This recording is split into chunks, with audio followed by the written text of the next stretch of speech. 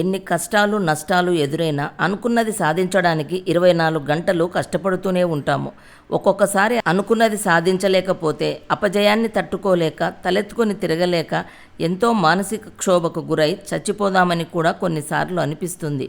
కానీ ఇక్కడ అర్థం చేసుకోవాల్సిన ముఖ్యమైన విషయం ఏంటంటే విజయం అనేది ఒక గమ్యం కాదు, ఏదో ఒకటి సాధించితే చాలు అనుకోవడానికి, జీవితంలో ఆగిపోవడానికి.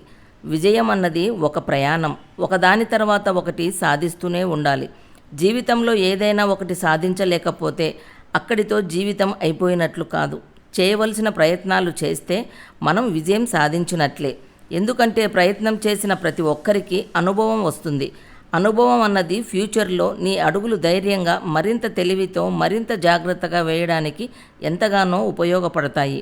ఈ ప్రపంచంలో సక్సెస్ సాధించిన వాళ్ళందరూ ఏదో ఒక సమయంలో ఘోరమైన పరాజయాలు పొందినవారే. కాబట్టి ఫెయిల్యూర్స్తో బాధపడే అవసరం ఎంతమాత్రమూ లేదు. Thank you friends.